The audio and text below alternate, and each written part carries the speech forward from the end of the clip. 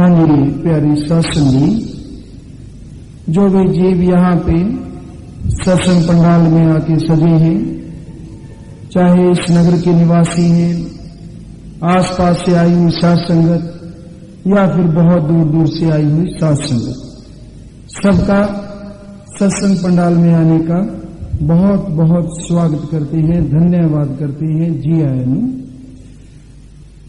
आज जो आपकी सेवा में ये सत्संग होना है, जिस भजन पे सत्संग कीर्तन होना है वो है रहे हैं पुकार जी करो इतवार जी, मिलेगा ये समा तुम्हें बार बार।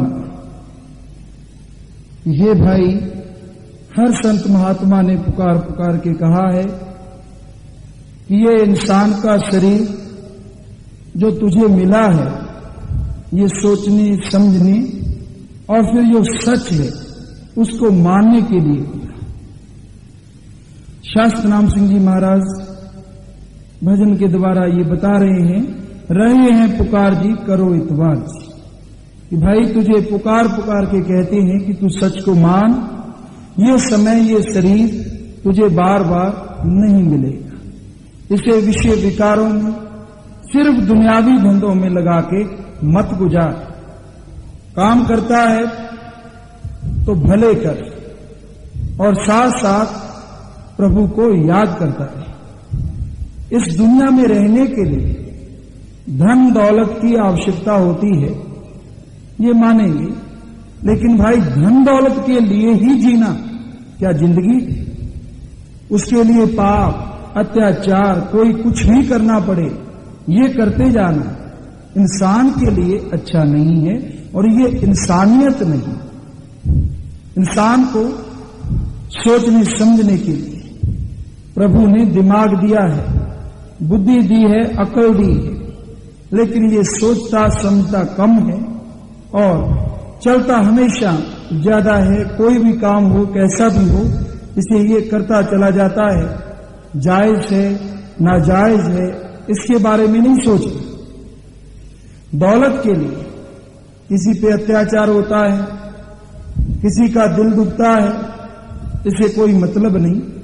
इसे मतलब है तो सिर्फ और सिर्फ अपना बैंक बैलेंस बढ़ाने के या फिर अपनी दौलत जायदाद किसी न किसी तरीके से बढ़ाना। मालिक ने इंसान को जो दिमाग दिया है, उससे इसका फर्ज बनता है कि ये भला करे। चलो ये भला नहीं कर सकता तो भाई कम से कम किसी का बुरा भी मत कर। फर्ज तो तेरा है भला कर, पर नहीं कर सकता, कहते मेरा बिजी हूं समय नहीं, तो बुरा तो ना कर। तो ये इंसान का फर्ज है। महापुरुषों ने इस बारे में बताया है। ये साधु पवन का आपको महापुरुषों के उदाहरण बताएंगे। धन धन सतगुरु तेरा ही आसरा, दारू पूरा नाल परहेजों असर जिमें नहीं कर सकदा, अमल ना हथों करिए जेकर कम नहीं कोई सर सकदा, धूड़ नहीं मिलती संत जना दी जेकर मन सत्कार नहीं, ज्ञान कदी नहीं दिल विच टिकदा जे गुर ते इतबार नहीं। हाँ जी, कि इतवार यकीन करना हर सौदे के लिए जरूरी होता है। तो ये तो जिंदगी का आत्मा की बात है, इतवार तो करना पड़ता है। सच क्या है झूठ क्या है वो आगे आपको पता चलेगा। तो भाई आपने जो कीमती समय अपने छोड़ के आए हैं, यहां पे पधारे हैं, तो आपसे कोई पैसा पाई, कोई दान दक्षिणा या किसी भी तरह की कोई लूट नहीं की जाएगी। जो बिल्कुल सच है आज आपको वो बताएंगे और उसके बदले में कोई फीस टैक्स चंदा कुछ नहीं लिया जाए। तो आपसे मांगते हैं तो एक ही चीज कि आपका कीमती समय जो आप छोड़ के आए हैं, यहां पे बैठिए। रहे हैं पुकार जी करो इतवार जी, मिलेगा ये समा तुम्हें बार बार। कि भाई वो मालिक प्रभु परमात्मा एक है और उसके नाम लाखों हैं। उसे प्रभु परमात्मा, ईश्वर, अल्लाह, गॉड, खुदा, वाहिगुरु, ओम, हरि, भगवान, सब उसे ही कहा जाता है। जैसे पानी है, उसे आप जल कहिए, आप कहिए, वाटर कहिए, तो क्या नाम बदलने से पानी को कुछ हो जाएगा? चीज तो वो ही रही, चाहे कोई उसे जल कहता है, चाहे पानी, चाहे वाटर। फर्क है तो भाषा। तो भाई उसी तरह से वो ताकत एक है, फर्क है तो भाषा। उसे अल्लाह कहता है तो कोई प्रभु, वाहिगुरु तो कोई गॉड।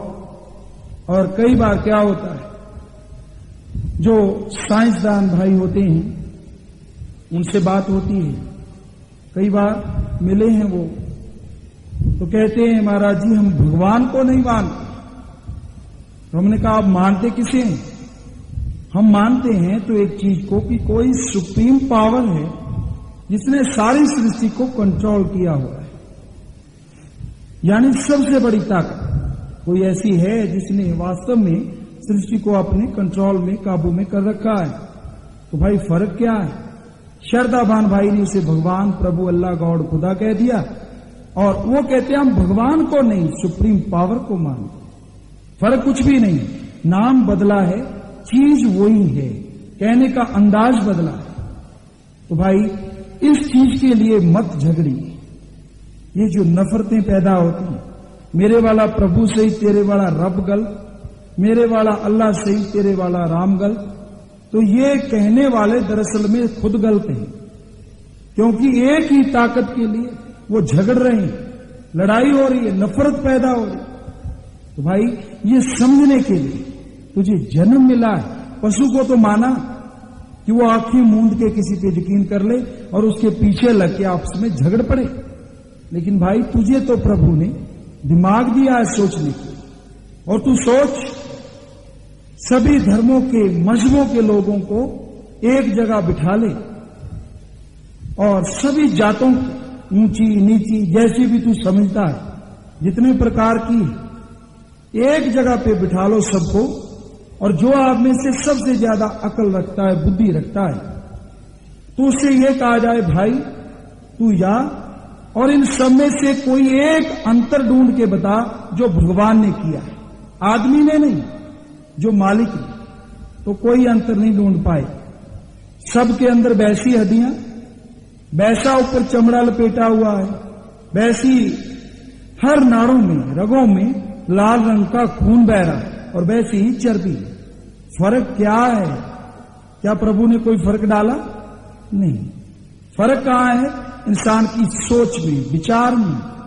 ये इसकी खुद की सोच नहीं होती, कई बार कोई सोच दे जाता और ये आंखें मूंद के उसी पे यकीन कर लेता है। नहीं भाई, जब परमात्मा ने परिवर्तन नहीं किया तो तू नफरत क्यों करता और किस लिए करता है? कभी तूने सोचा? नहीं। भोली भाली जनता को कोई आके कहता है वो बुरे हैं, अपने सही हैं, और आपस में लड़ाई करवा देता है, तो ये संतों का नहीं, किसी मतलब परस्त इंसान का काम है। संत कभी किसी एक धर्म को ये नहीं कहते कि तू अच्छा है, और दूसरे को ये नहीं कहते तू बुरा है। ये संतों का काम नहीं, आपको जैसे बताया स्वार्थी इंसान का काम है। संत कभी भी किसी को श्राप नहीं देते, बल्कि मानवता पे, इंसान पे आए हुए श्राप को मालिक प्रभु अल्लाह गॉड खुदा से दुआ, प्रार्थना, प्रेयर करके कोशिश करते हैं कि उसके दुख को दूर किया जाए। और संत मालिक के नाम पे, प्रभु के नाम पे किसी को ठगते नहीं। ये संतों का काम नहीं कि मालिक का नाम सुनाओ, बदले में जितना मिला लेके चलते बनो। नहीं, ये ठगी है, ठगी। संतों का काम ऐसा काम करना नहीं होता। संतों का फिर मतलब क्या होता है, काम क्या होता है, उसकी पहचान कैसे? संत जहां भी होते हैं सबकी मांगत खैर, सबों से हमारी दोस्ती, नहीं किसी से बैर। संतों का किसी से कोई बैर विरोध नहीं होता भाई, वो तो सबके भले की सोचते। उनको बुरा कहे तो भी वो चाहते हैं मालिक इसका भला करे, इसकी सोच बुरी है, ये खुद बुरा नहीं, तेरा बंदा है। तो भाई यही कहा है कि ये समय सोचने का जो तुझे अब मिला है, इंसान का शरीर, ये बार बार नहीं मिलेगा। एक बबूल का पेड़ है, इंसान उस पे कुल्हाड़ी से वार करता है, इसलिए कि गोंद ले ली जाए, गोंद आ जाए वहां पे, ऐसा लोग करते हैं। तो भाई तू क्या समझता है, क्या उसे एहसास नहीं उस दर्द का जो तूने कुल्हाड़ी से दिया? है एहसास, लेकिन तू जितने मर्जी बार कर वो तेरा हाथ नहीं पकड़ेगा। दर्द सहेगी आत्मा, लेकिन तेरे शरीर पे कोई करना चाहे तो क्या तू करने देगा? कोशिश करेगा हटाने की, और दर्द को तू ठीक करने के लिए कहीं ना कहीं पहुंच जाएगा हॉस्पिटल में। इतना फर्क है दूसरी जूनों में और तेरे में। यहीं से देख तू कि वो बेचारे हिल नहीं सकते, कुछ कह नहीं सकते, जान उनमें भी है और जान तेरे में भी है। फर्क यही है कि तेरी बुद्धि, अकल, दिमाग उस मालिक ने बहुत बड़ा दिया है और उनके वो चीज नहीं है, न के बराबर। तो इसीलिए कहा भाई कि ये समय तुम्हें बार बार नहीं मिलेगा। विचार कर और इतबार कर, जो संत तेरे को बताएं, वचन सुनाएं, तू सुन, और फिर अगर सच्चे लगे तो तेरा फर्ज है कि तू उन पे अमल कर। अगर झूठ लगता है तो तू बाद में जब मर्जी तेरा दिल करे बता सकता है। तो आज आपको सत्संग में भाई वो सच जो वास्तव में सच है, जिसको आज के कलयुगी इंसान ने बदल के रख दिया, वो आपको अवश्य बताएंगे, जरूर बताएंगे। मिलेगा ये समा तुम्हें बार बार ना, रहे हैं पुकार जी, करो इतबार जी, करो इतबार जी। चलो बंद।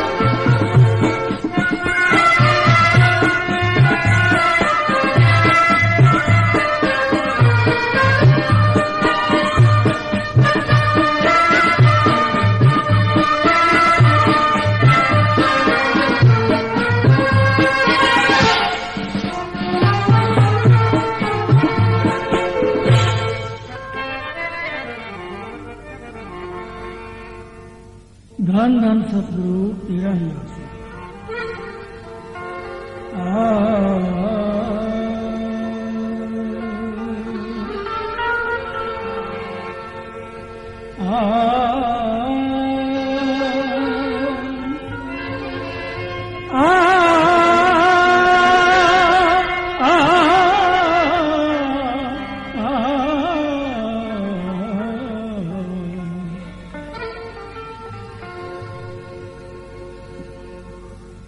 आग लगी आकाश को, आग लगी आकाश को, झड़झड़ पड़े अंगार। संत न आते जगत में तो जल मरती संसार। संत और पारस का, संत और पारस का बड़ा अंतरा जान। वो लोहा चल करे ये कर ले आप समान। रहे हैं पुकार जी, रहे हैं पुकार जी, करो इतबार जी। मिलेगा न ये समा तुम्हें बार बार ना। रहे हैं पुकार जी, करो इतबार जी।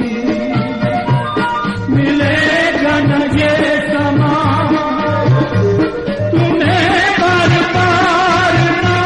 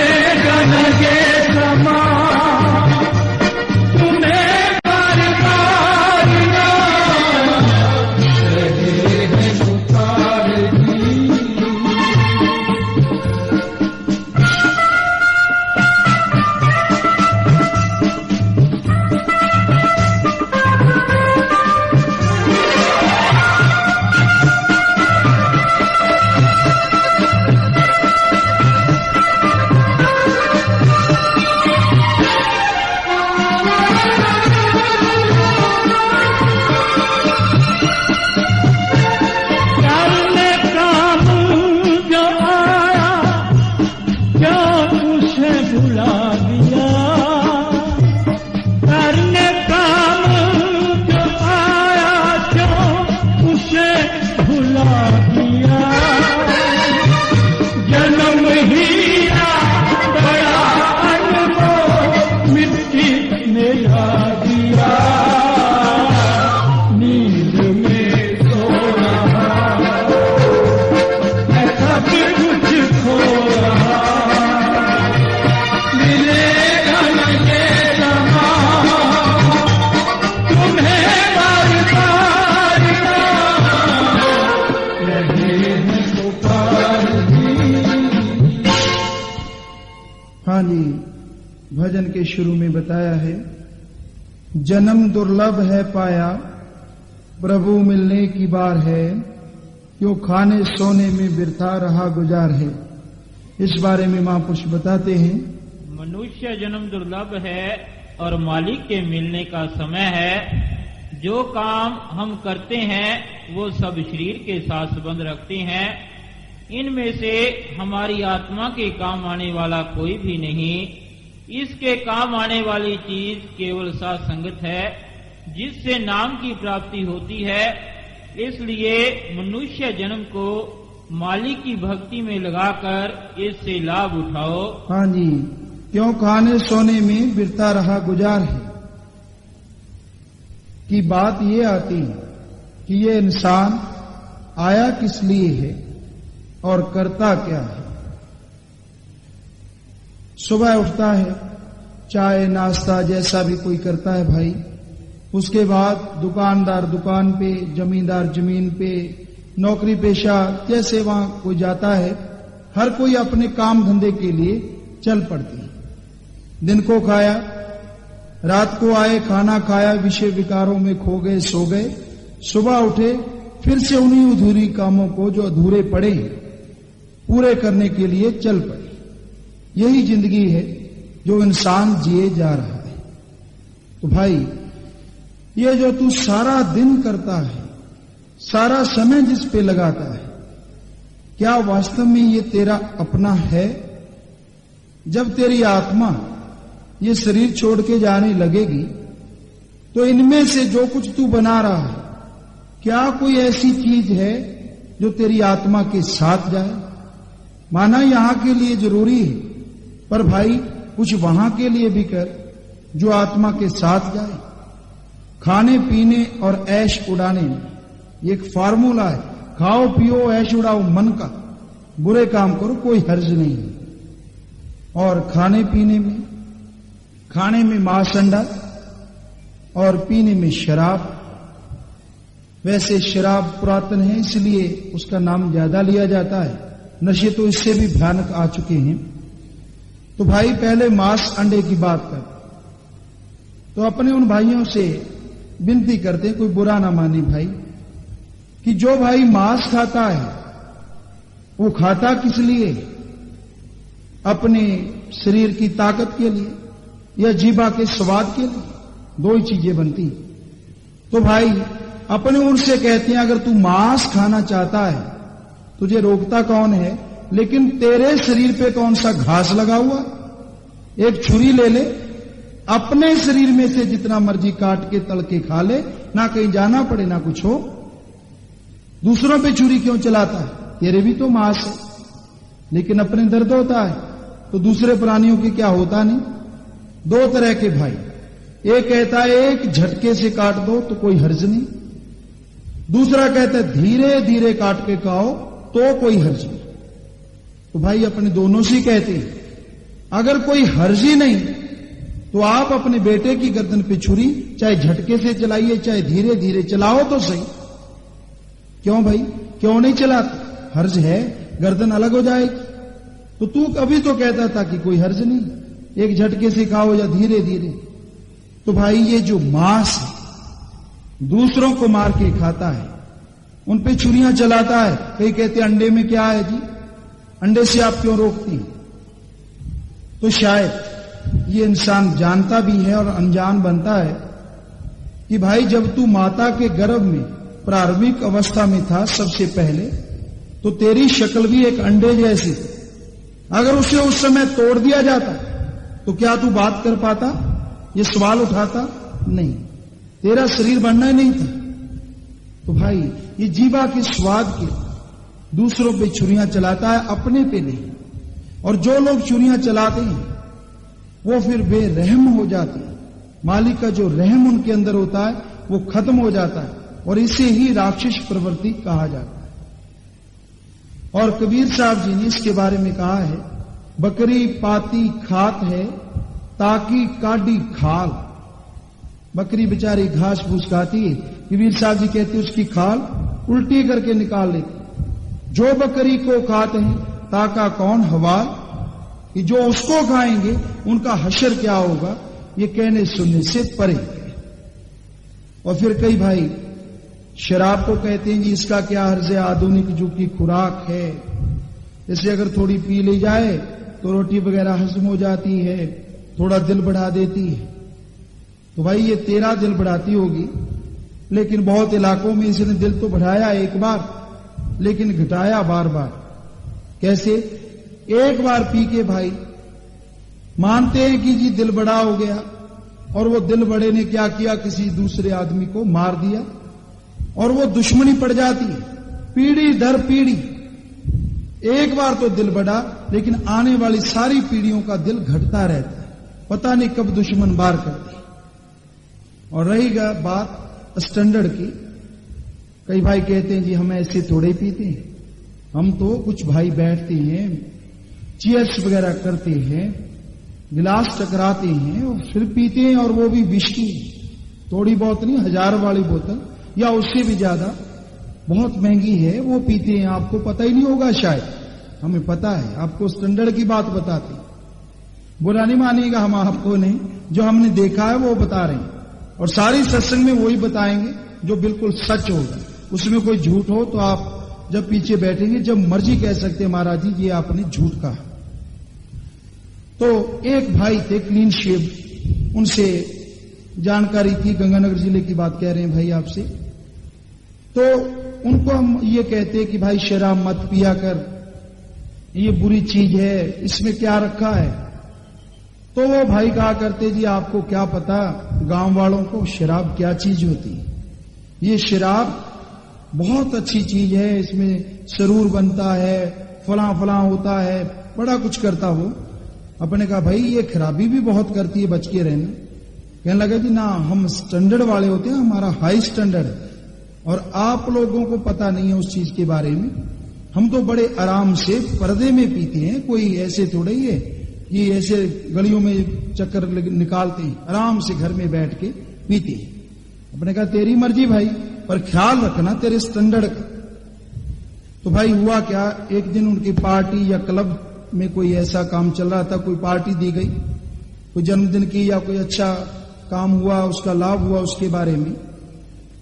तो उसे आधा पैग पिलाने वाले को, जो पीता था रोजाना, पौनी बोतल चढ़वा दी गई, और अब घर तक भी कोई छोड़ने नहीं आया। थोड़ी दूर था, भी चलो पैदल चल पड़ते हैं, लेकिन थोड़ी दूरी गया, वहां गिर गया, तो अपना भी जाना हुआ। आपसे पहले का जो देखा वो बताएं। तो उसने उल्टी कर छोड़ी, और वहां पे पता नहीं किधर से एक कुत्ता आया और उसके मुंह को चाट रहा है। और वहां एक चांद हेयर ड्रेसर हुआ करता था, उस समय की बात है, 80 के करीब की ये। तो भाई वो भाई जो गिरा हुआ था, उस सैलून की जो दुकान थी उसके नाई को आवाज लगा के कह रहा था, भाई तू, वो तो और ही भाषा बोल रहा था टूटी फूटी, लेकिन वो नहीं बोलेंगे। तो वो कह रहा था कि आज तेरा जो उस्तरा है इसकी धार गजब की पहनी है, जितनी बार पहले शेव की तो ये लगता रहा, आज तो कमाल की शेव कर रहा है, फटाफट कर रहा है। अपने उसके पानी मुंह पे डाला, रहे ये शेव नहीं कर रहा है, ये तो कुत्ता है। हमारी तरफ देख के कहने लगा जी आप भी कहते हैं, किसी को बुरा कहते नहीं कभी, आप क्यों कह रहे हैं। हमने होश में लाए, चिट्टे चुटे डाले, वो जा रहा तेरे वाला नाई जिसे तू नाई समझता। तो भाई हमने एक चीज वहां नोट की, उसको देख के आपकी बात किसी की नहीं करते, कि वो हमेशा बोतल दिखाया करता था, ये 800 की, ये 1000 की। तो सुनने वालों में भी रोक डलता था, ये कमाल का आदमी है, बहुत महंगी शराब पीता है। तो ये देखा कि जब वो बोतल बाहर होती है तो ये स्टैंडर्ड इज्जत होती है, वो अंदर होता है, लेकिन जब बोतल बाहर अंदर गई तो स्टैंडर्ड बाहर। क्योंकि उसका निकला हुआ था वहां सड़क पे जुलूस। तो भाई हम आपसे नहीं कहते आप बचिएगा, लेकिन ये करती है ऐसा ही है कुछ। नशे तो और भी गंदे, हीरोइन है, चर्स है, स्मैक है, और आज की जो नौजवान पीढ़ी है उसको ये खाए जा रहा है। ये नशा इतना गंदा है, और इसे खिलाने वाले पिलाने वाले पहले पैसा नहीं लेते। कई भाई मिले हैं नौजवान बच्चे बात करती हैं, सिगरेट में भर के दे दिया, कश लगा के देख तू अंतरिक्ष में पहुंच जाएगा। वो कश लगाता है तो नशे में कुछ ऐसा है जो असर करता है बुद्धि दिमाग पे, तो वो कहते हैं एक बार तो उन्हें लगता है कि अंतरिक्ष में पहुंच गए, लेकिन दूसरे दिन वो नशा ना मिले तो वो अंतरिक्ष वाले धरती से खड़े नहीं हो पाते अपने आप। इतना गंदा और भयानक और कोड़ बना रहा है समाज को ये गंदे नशे। अरे नशा करना है तो राम नाम का प्रभु की याद का करके तो देख, लेकिन ये माने कैसे कि उसमें नशा होता है। हालांकि महापुरुषों ने कमी नहीं छोड़ी। क्या कहा है? पोस्त भंग अफीम मद नशा उतर जाए प्रभात। पोस्त है, अफीम है, भांग है, शराब है, शाम को पियो सुबह उतर जाता है, सुबह पियो शाम को उतर जाता है। आगे क्या कहते हैं? पोस्त भंग अफीम मद नशा उतर जाए प्रभात, नाम खुमारी नानका चढ़ी रहे दिन रात। मालिक के नाम का नशा, राम नाम का नशा जो है वो दिन रात चढ़ा रहता है भाई, वो कभी उतरता नहीं। ये नशे शरीर को खराब करते हैं, और राम का नशा जो है, मालिक की याद का नशा जो है, वो शरीर को फौलाद मजबूत बनाता है और सोचने समझने की ताकत को आगे से कई गुना बढ़ा देता है, जिससे कि समाज में और मानवता में भला होता है। तो आगे बताया है 84 भोगने के बाद जन्म ये पाया है, बड़ी मुद्दत बड़ी मुश्किल से हाथ आया है, कदर इसकी ले पा जन्म का लाभ उठा। महापुरुष बताते हैं इस बारे में, जो रूहें नरकों में से निकलती हैं वो पहले वृक्षों में प्रवेश करती हैं, फिर कीड़े मकोड़ों में, फिर पक्षियों में, फिर पशुओं में, और फिर मनुष्य का जन्म लेती हैं। 184 परमतियां दुर्लभ जन्म पायो, नानक नाम संभाल तू सो दिन नेड़ायो। हाँ जी, गुरु साहबान फरमाते हैं 184 परमतियां दुर्लभ जन्म पाए। 84 लाख शरीरों में जाने के बाद आत्मा को ये दुर्लभ, जो किसी भी कीमत पे कहीं ना मिले, ये शरीर मिला है। नानक नाम संभाल तू, भाई मालिक के नाम से, परमात्मा के नाम से इसकी संभाल कर, वरना 100 दिन नेड़े आयो।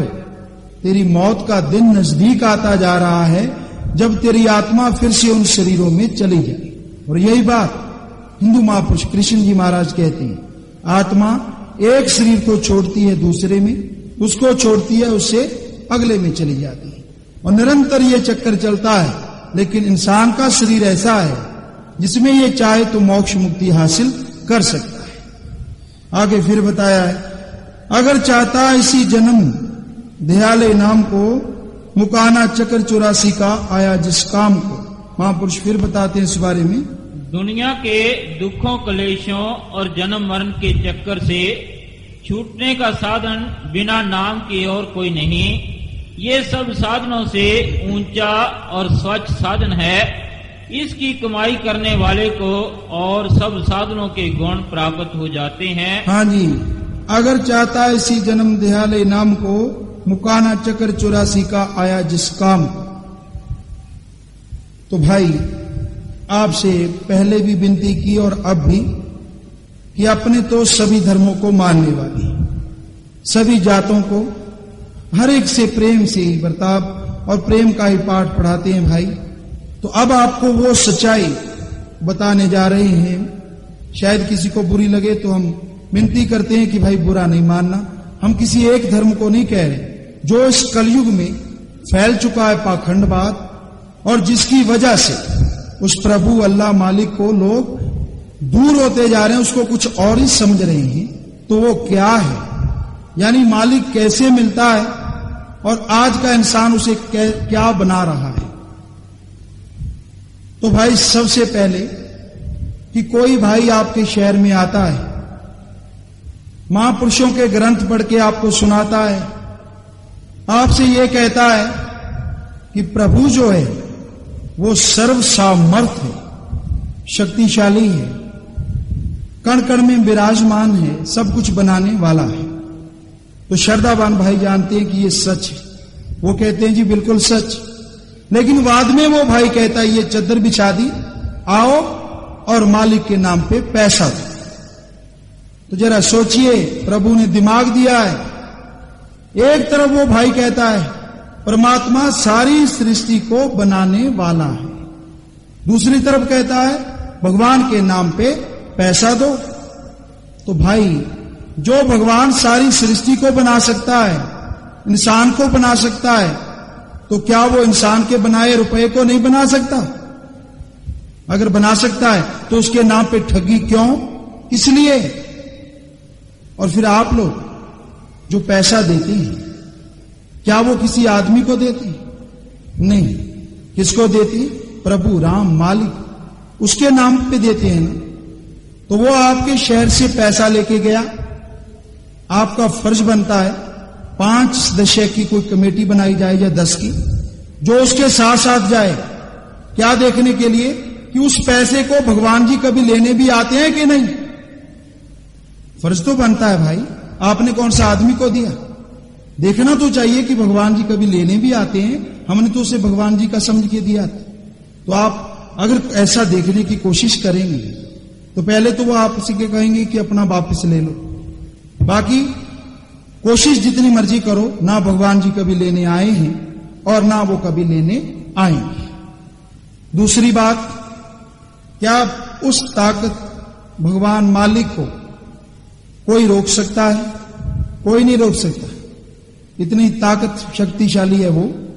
तो भाई अगर भगवान जी को, मालिक को पैसे की जरूरत है, तो वो आपके घर सीधा स्वयं क्यों नहीं आता, डायरेक्टली खुद क्यों नहीं आता?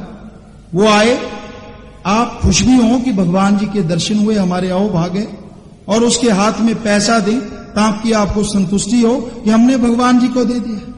तो जरा सोच के बताइए, क्या आपके घर कभी आए भगवान जी? नहीं, इंसान जी आए रगड़ने के लिए, खाने के लिए। तो भाई ये जो पैसे का चक्कर है, इसने भगवान वाला क्षेत्र भी नहीं छोड़ा। इससे अच्छा बिजनेस कोई और है ही नहीं, करना करवाना कुछ भी नहीं। महापुरुषों के ग्रंथ पढ़ के सुना दिए अच्छी राग में, अच्छे सुर में, आप कहते हैं वाह जी वाह, कमाल हो गया, कमाल कर दिया। अरे वाह वाह क्यों कर रहा है? कमाल किया तो लिखने वाले ने किया, बोलने वाले ने क्या कर दिया? और अगर तू पढ़ा लिखा है तो तू भी पढ़ सकता है। और भगवान ने कहीं नहीं लिखा, हमने सब ग्रंथ पढ़े रूहानियत के, कि जो सुर में गाएगा वो मुझे पाएगा, जो बेसुरा होगा उसे मैं नहीं मिलूंगा। उसने कहा है जो मुझे याद करेगा उसे मैं अवश्य मिलूंगा, बिना पाखंड के, बिना ढोंग के। लेकिन इस ढोंगी इंसान ने मालिक को कुछ और ही बना के छोड़ दिया। कई जगह पे पढ़े लिखे सज्जन नौजवान भाई मिले तो कहने लगे महाराज जी हम भगवान को बिल्कुल नहीं मानते। हमने कहा भाई क्यों?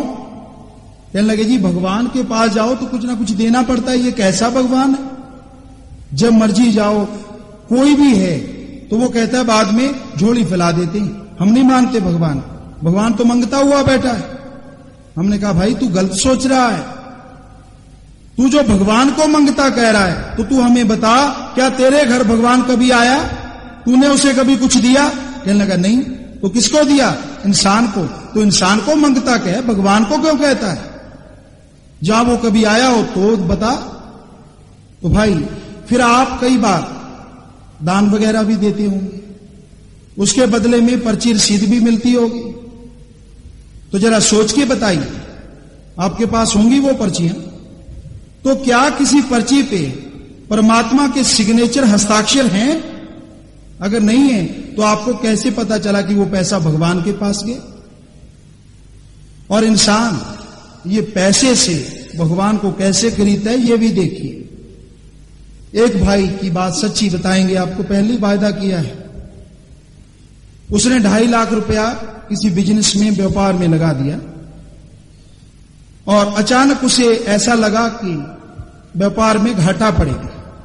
व्यापार में घाटा पड़ता हो, कोई मुसीबत आ जाए, कोई मौत सामने नजर आती हो तो भगवान कुछ ज्यादा ही याद आते हैं।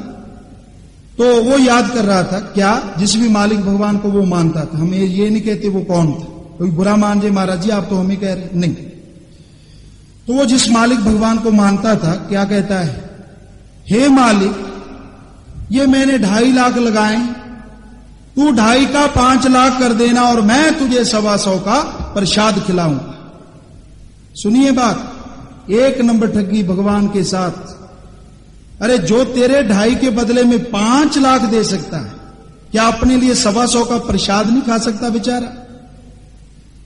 और फिर ये प्रसाद कैसे खिलाता है? जब घाटा पड़ने लगता है ना, होता क्या है वास्तव में, घाटा पड़ने लगता है, मालिक ने दिमाग दिया है, ये ज्यादा दिमाग से काम लेता है, दौड़ धूप ज्यादा करता है तो फायदा हो गया, लेकिन ये प्रसाद देने जाता है, मन्नत जो पूरी करने।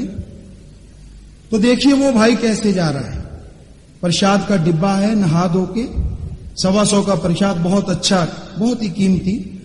तो उसे लेके गया, सारा डिब्बा भगवान जी को नहीं दिखाता, डिब्बे को एक तरफ रखा, खुद झुकता है, डिब्बे में से एक पीस, एक टुकड़ा निकाला, भगवान जी के चरणों में धोक मारी, माथा टेका, ले भगवान जी तेरा प्रसाद, और बाकी अपने पेट में बच्चों को, यार दोस्त मित्रों को, और ऊपर से फतवा ये भगवान का प्रसाद।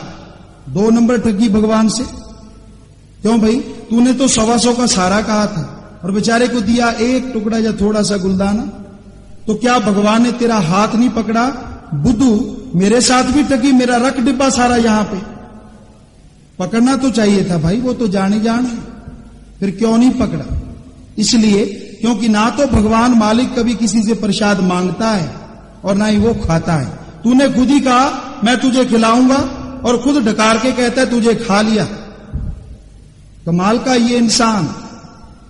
और फिर सारा दिन गुनाह करता है, बुरे काम रात को करता है, लेकिन सुबह का समय खाली नहीं जाने देता, नहा धो के जिस मालिक को मानता है उसके पास जाता है, 1 रुपया या कुछ फूल या कुछ भी दिया और मालिक से कहता है हे प्रभु, हे मालिक, हे परमात्मा, मेरे पाप पिछले माफ कर दे। हमने कहा भाई ये आगे के लिए सद्बुद्धि क्यों नहीं मांगता? फिर सोचा ये भाई इसलिए नहीं मांगता क्योंकि कल को जो पाप करेगा 1 रुपया और निकालेगा, भगवान जी ने कौन सा भाग जाना, वो 1 रुपया दिया, कल वाले कल को माफ। तो मालिक जो है वो रिश्वतखोर हो गया, तुझसे रुपया 1 लेगा और तेरे सारे काम साफ कर दे। पता नहीं ये कब से ठगी चला ली इंसान ने, बिजनेस चला लिया मालिक के नाम पे, जबकि मालिक ने ऐसा नहीं लिखा, उसके भक्तों ने भी नहीं लिखा। और भाई आप यहां मानते हैं कि मालिक रहता है, कई भाई मानते हैं कि वहां रहता है, रहता कहां है वो आपको अवश्य बताएंगे।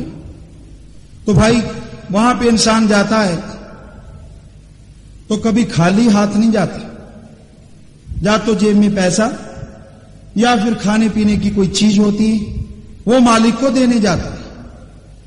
और आप मानिए चाहे ना मानिए, जो देने जाता है उसके अंदर अहंकार भी होता है कि मैं कुछ देने जा रहा हूं। कुछ व्यापारी लोग बैठे थे, उनकी बात, एक कह रहा था जी मैंने इस बार 5,000 दिया भगवान को, दूसरा कहता है मैंने 10,000 दिया है, एक कहता मैंने इस बार चांदी चढ़ाई है, दूसरा कहता है मैंने सोना चढ़ाया है। तो भाई जब आप ही मालिक को कुछ देने जा रहे हैं तो वो मालिक आपको देगा क्या? जब आप अंदर भरे हुए हैं तो भाई वो कुछ नहीं देगा और ना वो आपका लेगा, वो तो बीच वाले रगड़ जाएंगे, खा जाएंगे। और फिर ये कहता है कि मैंने दे दिया, संतुष्ट हो जाता है। ये बात सही नहीं है भाई। अगर तू मानता है कि मालिक है वहां, तो तू जाना है तो खाली झोली लेके जा, अपने अंदर से बुराइयां त्याग के जा, ताकि वो तेरा खालीपन देख के तेरी दामन, तेरी झोली को खुशियों से भर दे। और ये याद रखो, वो परमात्मा, वो मालिक दाता है, दाता वो मंगता नहीं है। ये मंगता तो आज का इंसान है, और जिसकी वजह से ये पढ़ा लिखा इंसान मालिक से दूर हो रहा है, क्योंकि वो सोचता है मालिक का दूसरा नाम पैसा है। नहीं, ये तूने पैसे वालों की सुनी, आज सुनना और फिर बताना मालिक है कि नहीं। और कई बार इंसान कई और तरीके से भी मालिक के नाम पे लूट मचाता है। हर महापुरुष ने, हिंदू, मुस्लिम, सिख, ईसाई, सबने एक पंक्ति पे जो आपको बता रहे उस पे सहमति जाहिर की। क्या? इंसान चाहे तो भगवान को, मालिक को पा सकता है। इंसान चाहे तो मालिक को पा सकता है। लेकिन कोई भाई आपसे कहता है कि मालिक को पाना है तो घी दूध लाओ, जरा सोचिए, फिर तो पंक्ति ऐसी होनी चाहिए थी कि जिस इंसान के पास घी दूध है वो मालिक को पा सकता है। ऐसा तो उन्होंने लिखा नहीं। और अपने देश में भाई ऐसे लोग हैं जिन्हें 2 समय का भोजन नहीं मिलता, 2 समय का, रोते हुए सो जाते हैं बेचारे। अरे भाई, जो अपने लिए 2 समय का रोटी नहीं जोड़ सकता तो वो भगवान जी को घी दूध लाएगा कहां से खिलाए? मालिक जो है वो शौकीन है घी दूध का, वो है तो नहीं पर माना। अगर वो वाकई शौकीन है घी दूध का तो साधारण इंसान उसे कितना दे सकता है? साधारण ज्यादा बड़ा से बड़ा 2-4 क्विंटल दे देगा। साधारण 10-15 लीटर दूध दे सकता है, 10-15 किलो घी दे सकता है। तो भाई अगर वो वाकई शौकीन है भगवान घी दूध का तो वो तो मिल्क प्लांट या डेयरी फार्म में ना बैठ जाएगा जाके, जितनी मर्जी डुबकी मारी, जितना मर्जी पी लिया, फिर डुबकी मारी, ना रोके ना टोके। ये सब इसने खाने पीने का ढोंग बनाया। मालिक किसी का दूध नहीं लेता, घी नहीं लेता। और फिर ये दूध कैसा देता है? वहीं उसी गंगानगर जिले की बात देखी जो बताएं। तो एक भाई जा रहा था दूध लेके, हम भी उसके साथ हो लिए। भाई कहां जा रहा है? वहां खेतों में वृक्ष के नीचे 4 ईंटें रख देते हैं कि ये बाबा है, मालिक है। तो वो उसे पिलाने जा रहा है। हमने कहा भाई क्या देने जा रहा है? कहने लगा दूध पिलाना। हमने कहा दिखाना। दूध में उंगली डाली, उंगली बाहर निकाली, दूध लगा ही नहीं, पानी पानी। अपने कमाल है, मालिक के साथ भी मिलावटी काम सारा। कहता जी ऐसा है, भगवान को कच्ची लस्सी पिलाते। अपने कहा क्या तू समझता है कि भगवान को प्योर शुद्ध दूध दे दिया तो उसे कहीं बदहजमी ना हो जाए? बिल्कुल नहीं होगी, तू दूध ले आ सही। कहने लगा जी ये बात नहीं, आपको बता ही देता हूं जब पूछने पे आ गए। तो कहने लगा जी ऐसा है, घर में दूध कम था, मैंने सोचा 200 ग्राम में 400 ग्राम पानी डाल के भगवान को दे आते, बाकी के बच्चे चाय बना के पी लेंगे। भगवान जी ने कौन सा बाम पकड़नी? कहने लगा आगे मैं बहुत बार गया हूं। तो भाई ये तो इंसान की आज के की भावना और मालिक को पाने का तरीका। बात यहीं पे खत्म नहीं होती। पाखंड तो इतना फैला है कि कहने सुनने से परे। और ये बिजनेस प्रभु के नाम का कमाल का बिजनेस है। हो सकता है आपके भी हुआ हो। लेकिन एक जगह हम गए बहुत बड़े शहर में, हरियाणा के, तो वहां कुछ व्यापारी आए, बात करने लगे, महाराज जी आपकी फीस क्या है? आपने कहा फीस इतनी है, 2 घंटे समय निकाल लो बस। कहने लगा बस? कोई पैसा, कोई चढ़ावा, कुछ और? अपने कहा नहीं भाई, अपने तो मालिक के सेवक हैं, जैसा हुक्म है वो सच का डंका बजाएं। तो वो कहने लगा जी ऐसा नहीं है हर जगह। हमारे यहां कोई भाई आया तो वो रोज का 2 लाख लेता था और 7 दिनों के 14 लाख। कहने लगा वो हम आम जनता को नहीं बताते, हम कुछ व्यापारी लोग आपस में तय कर लेते हैं और वो उनको दे देते हैं। या फिर कोई कंपनी जो होती है, अभी किसी भाई ने बताया, जैसे कोई कंपनी है तो वो उसे आयोजित करती है और अपना प्रचार करती है कि इसने ये किया है, इसकी वजह से ये हो रहा है, तो वो लाखों रुपया लेके जाए। तो भाई इससे अच्छा बिजनेस हो सकता है? कमाल है। कुछ करना नहीं, थोड़ा बहुत पढ़ना लिखना आ गया, ना डिग्री की जरूरत, ना किसी ने कागज देखने, ना छापे का डर। मालिक का नाम बताया, अच्छा सुनाया, जितना मिला हजम किया, चलते बने।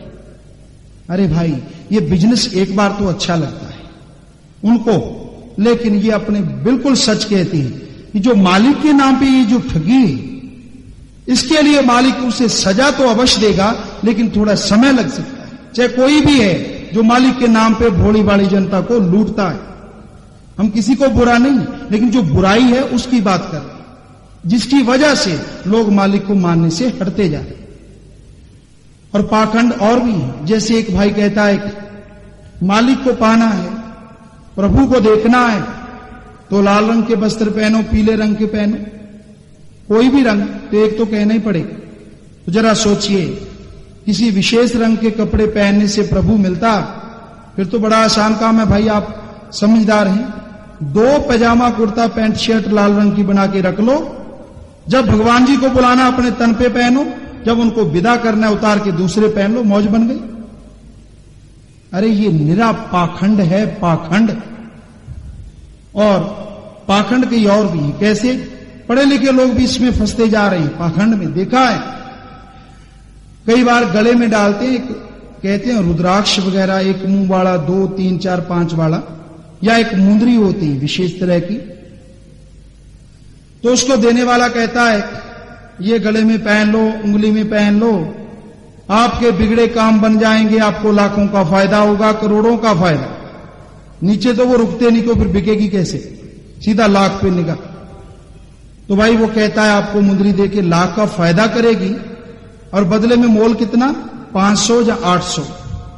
जरा सोचिए, एक मुंदरी से आपको लखपति बना रहा है, और उसके पास 20 तो होंगी, और भगवान ने 20 ही उंगलियां दी हैं, तो वो अपनी सभी उंगलियों में एक एक डाल ले, खुद को 20 लाख मिल जाएगा, गलियों में चक्कर लगाने की जरूरत नहीं। क्यों पाखंड करता है? इसमें कुछ भी नहीं भाई, ढोंग है, निरा ढोंग। और फिर कहता है जंगलों में जाओ, मालिक मिलेगा। जंगलों में जाने से अगर भगवान जी मिलते तो जंगल सुनसान होते। क्यों? वहां रहने वाले जानवर तो भगवान जी के पास होते। कोई कहता उजाड़ों में जाओ, तो भाई अगर उजाड़ों में मालिक मिलता तो आपको शायद पता हो, अगर नहीं तो वहां एक पक्षी रहता है सबसे ज्यादा, जिसे उल्लू कहते हैं। तो उल्लू माशे तो भगवान जी के पास आगे बैठे होते। ऐसा तो कहीं हुआ नहीं। कोई भाई कहता है ठंडा पानी डलवाओ सिर पे, या पानी में बैठ जाओ, मालिक मिल जाएगा। तो भाई अगर पानी में मालिक मिलता तो मेंढक मछलियां भगवान के पास होती। कोई कहता है चारों तरफ आग लगा के बैठ जाओ, भगवान मिले। तो भाई आग से मिलता तो रेगिस्तान के जीव जंतु मालिक के पास होते, वहां तपिश बहुत होती। तो इन चीजों से आपका शरीर तो मजबूत, सहन शक्ति बढ़ सकती है, लेकिन परमात्मा बिल्कुल नहीं मिलता ऐसा करने से। और कई पाखंड वैसे प्रचलित है। वो कौन से? जैसे घर से कोई बाहर निकला, किसी ने छींक मार दी तो घर में वापिस। क्यों? बदशुगनी हो गई, काम खराब हो जाएगा, पीछे से आवाज दे दी, छींक मार दी। जरा सोच भाई, अगर छींकने से काम खराब होता है तो जो पड़ोसी तेरे से ईर्ष्या करता है, नफरत करता है, वो तो नस्वार की डिब्बी अपने घर वालों को दे देगा कि जब फलां आदमी बाहर निकले तो सबने मिलके छींकना, उसकी फट्टी साफ कर देंगे। तो क्या कोई जिंदा रह पाता? फिर कई बार पढ़े लिखे लोगों को देखा, एक भाई घर से बाहर निकला, आगे से बिल्ली रास्ता काट गई। घर को वापिस अपने कहा रुक रुक क्या बात है? कहने लगा ना ना ना, बदशुगनी हो गई, बिल्ली रास्ता काट गई। अरे कमाल है, क्या बिल्ली के लिए अलग से जीटी रोड बने जो उन पे चला करे बेचारी? वो तो जंगली प्राणी है, बल्कि तू उसके रास्ते में आ गया, वो तो जा रही थी बेचारी। तो ये भी पाखंड। अब दिनों का पाखंड देखिए। 2 तरह के लोग, जैसे हम पढ़ा करते थे उस समय की बात, तो भाई एक भाई को इधर बैठा लिया, एक को इधर, 2 अलग अलग विचारों के। तो इधर वाला कहता है मंगलवार को करो तो आपका काम मंगल हो जाए, लेकिन इधर वाला बोल उठा, कहने लगा ये गलत कह रहा है, तू बता दे भाई सही क्या है। कहने लगा मंगल लगावे संगल। कहना मंगल जो है ये संकल लगा लेता, काम होने नहीं देता। अब ये संकल वाला कह रहा है बुद्ध काम शुद्ध, बुद्ध को करो काम शुद्ध हो जाता है। अब इधर वाला बोल उठा, कहने लगा ये गलत कहता। लगा सही क्या तू बता। कहने लगा बुद्ध लगावे युद्ध, बुद्ध में लड़ाई होती है करोगे तो दिन फिर कौन सा अच्छा है? कहीं शनिवार को बुरा, कोई 11, 13, 12, कभी कभी ना कभी कोई ना कोई इंसान, सभी एक जैसे नहीं होते, कहीं नहीं भी मानते होंगे, लेकिन लगभग हर जगह पे देखा है ज्यादा गिनती मानने वालों की होती। तो फर्ज कीजिए कोई शनिवार को बुरा कहता है। अगर भाई शनिवार को उनके घर बेटा पैदा हो जाए तो क्या वो बाहर फेंक के आएंगे? फेंकना तो चाहिए भाई, बुरे दिन को आया, लाखों का फायदा हो जाए बुरे दिन को, तो क्या गरीबों में बांटेंगे? नहीं, तिजोरी में ठूंस देंगे। मत ठूंस, वो कहीं अगली दौलत को ना ले जाए, बाहर बांट गया, नहीं बांटता। 1 रुपया मिल जाए वो भी तिजोरी में। तो फिर दिन बुरा कैसे है भाई? ये बुरे दिन बनाए किसने? सब नोटों का मामला और कुछ भी नहीं। मालिक ने नहीं बनाए, मालिक के भक्त क्या कहते हैं, तिथ बार ना जोगी जाने रुत मार ना कोय, जा करता सृष्टि को साजे आपे जाने सोए। सृष्टि के रचने वाले ने सब कुछ, इंसान क्या मानवता सृष्टि के भले के लिए बनाया सब कुछ, कोई बुरा नहीं, लेकिन बुरे होते हैं इंसान के कर्म। जैसे कर्म कर सकता है, ये करने के लिए मालिक ने ताकत दी, बुरे करेगा तो उसका फल भी अवश्य भोगेगा। तो वो बुरे कर्म जब सामने आते तो भाई दिन कितना अच्छा हो, आपका नुकसान अवश्य होता है। उससे बचना है तो सच्चे दिल से मालिक को याद करें, बिना पाखंड के, बिना ढोंग के, तो वो मालिक आपको जरूर मिलेगा और वो आपके कर्मों को, बुरे कर्मों को खत्म करेगा। पहाड़ से कंकर बना सकता है मालिक का सच्चा नाम। तो भाई ये पाखंड इतने प्रचलित हैं कि कहने सुनने से परे, और इंसान इनमें फंसते जा रहे हैं। कई बार लोग ये कहते हैं हमारे घाटा पड़ रहा है, और उस भाई के पास जाते हैं जो लगता है थोड़ा बहुत जानता है मालिक का नजदीकी, तो उसे कहते हैं जी हमारे घाटा पड़ रहा है। तो वो सोच विचार के या कुछ देख के कहता है आपके ग्रह चक्कर खराब है, आपके राहु जी ने टांग अड़ा रखी है, 500 दीजिए मैं जाप करूंगा, आप घर पे आराम कीजिए, लाखों का फायदा। अरे भाई, अगर वो 500 लेके आपका जाप कर सकता है, ग्रह चक्कर सही कर सकता है, तो पहले खुद वाले कर ले ग्रह चक्कर सही, अरबोंपति बन जाए, आपसे तो ना 500 मांगे। सोचने की बात। लेकिन आज का इंसान बिना सोचे समझे इन चीजों में फंसता जाता है। और एक बात रह गई, कई बार क्या होता है, बुरा नहीं मानिएगा भाई, सच बताएंगे आप। कई भाई माला लेके बैठे होती हैं कि हम मालिक के भक्त हैं, मालिक को पा रहे हैं। तो आपको एक भाई की बात जो देखी बता रही। एक बुजुर्ग बार माला हाथ में, मालिक को याद कर रही हैं, ऐसे माला चल रही है। इतने में क्या हुआ, उनका जो पोता नाती था वो आया, आगे कांच का सामान पड़ा हुआ था, तो उसने वो फोड़ दिया। अब बुजुर्गवार को गुस्सा चढ़ गया, मालिक का नाम तो भूल गए, माला वैसी चल रही है, लेकिन जीबा से क्या, तू मर जाए, तेरा बेड़ा बैठ जाए, तूने ये क्या कर दिया, वो क्या कर दिया, और माला फटाफट। तो ये बताइए, ये माला मालिक के नाम की या गाड़ियों की? कबीर साहब जी कहती हैं, कर का मन का डार दे, मन का फेर। अरे ये हाथ वाले से मालिक नहीं मिलेगा, अपने गंदे विचारों को बदल दे तो मालिक तेरे अंदर बैठा। तो बात ये आती कि परमात्मा है कहां पे, तो बात ये आती कि परमात्मा है कहां पे। तो भाई सभी फकीरों की आपको, जो रूहानी फकीर जिन्होंने प्रैक्टिकली पहले खुद किया और बाद में लोगों को बताया, उन्हें रूहानी फकीर कहा जाता है। जैसे कबीर जी, शेख फरीद जी, 10 गुरु सहबान हुए हैं, भाई पलटू जी हुए हैं, पीपा जी हुए हैं, और ये महापुरुषों ने जो शब्दों की रचना की, शास्त्र नाम सिंह जी महाराज, शाह मस्ताना जी महाराज, उन्होंने बताया है, जो देखा वो बताया, और वही आपको बताने जा रहे हैं। तो भाई फकीरों ने क्या लिखा है मालिक के बारे में? पहले हिंदू महापुरुष, बात सबने एक ही कही, लेकिन भाषा और थोड़े अंदाज में परिवर्तन है, बात एक ही। तो हिंदू महापुरुष क्या कहते हैं भगवान के बारे? प्रभु का अपने हाथों से बनाया गया, सुनिएगा गौर से, प्रभु का अपने हाथों से बनाया गया सच्चा मंदिर कोई है तो वो है हमारी काया, हमारा शरीर। और इस शरीर रूपी मंदिर में प्रभु का सिंहासन, जहां प्रभु जी रहते हैं, वो कोई जगह है तो हमारा दिल। और इस काया मंदिर का दरवाजा, यहां से साक्षात डुप्लीकेट ओरिजिनल मालिक के दर्शन हो सके, वो जगह कोई है तो दोनों आंखों के बीच की, नाक के बिल्कुल ऊपर ये जगह, जिसे 10वां द्वार का। और अब इसी बात को मुसलमान फकीर कैसे कहते हैं, रूहानी फकीर।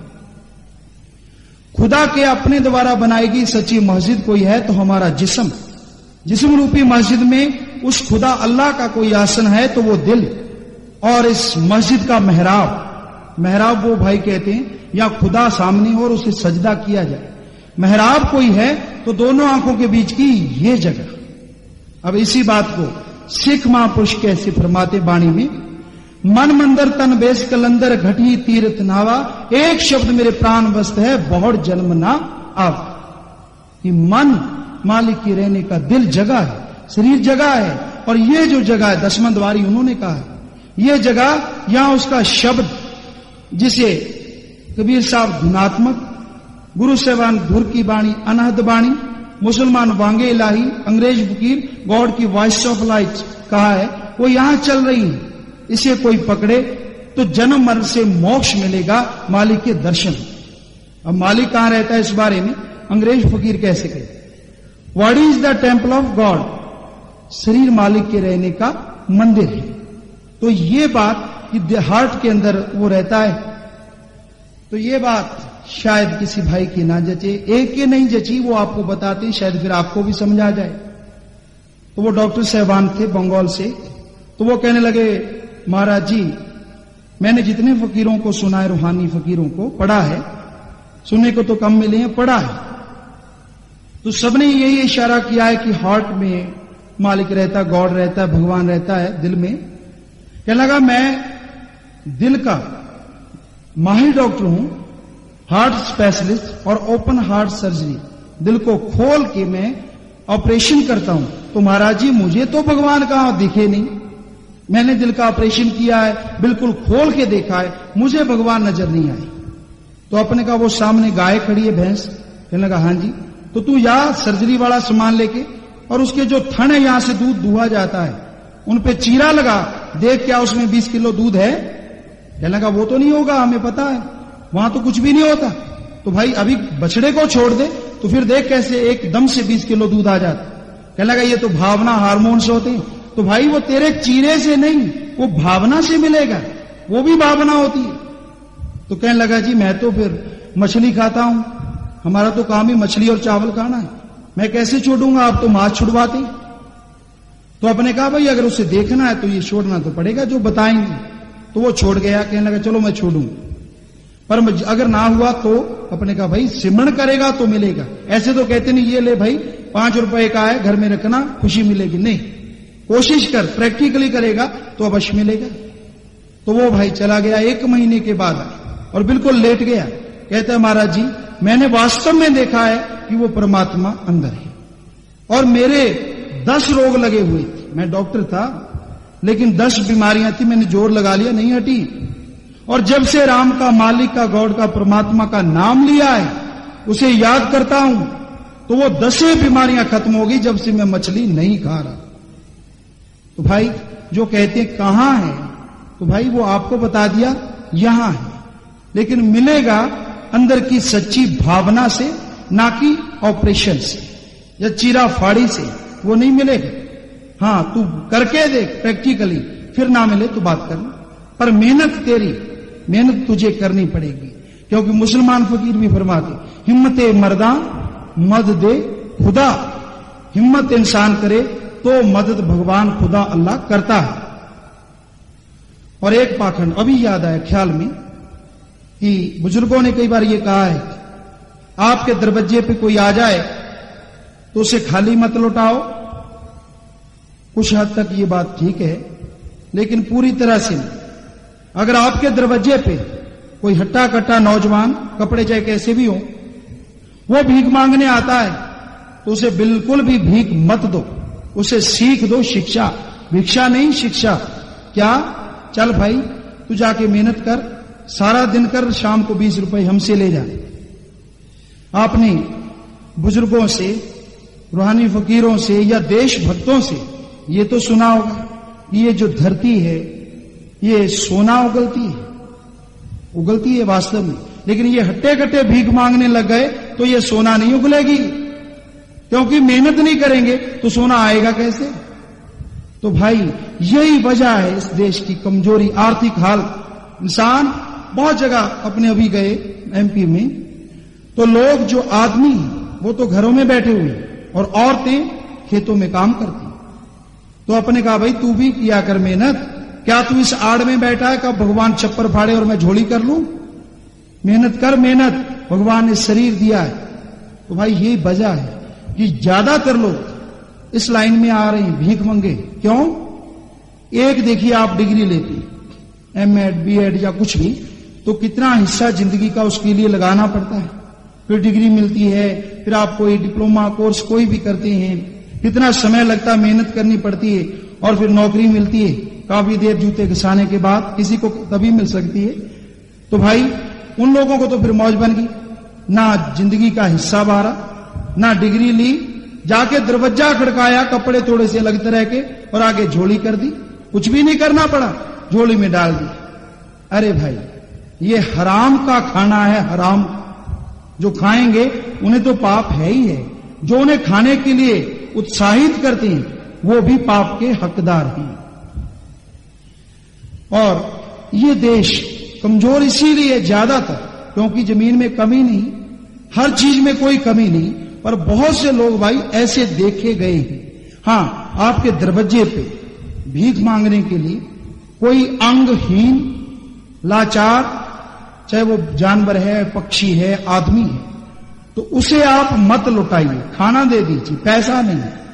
पैसा क्यों नहीं? कई बार ऐसा हुआ है कि एक भक्तजन को देख के पैसा दे दिया लोगों ने, और भक्तजन ने जाके शराब पी ली और किसी को मार दिया।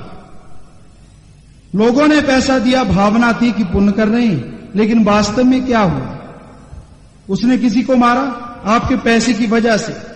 तो भाई आपने घर बैठे बिठाए पुण्य के बदले पापों की गठड़ी खरीद ली। इसलिए दान करना है तो ऐसे चलते हुए मत कीजिए, अपने हाथों से। और कहां, वो आपको बताते।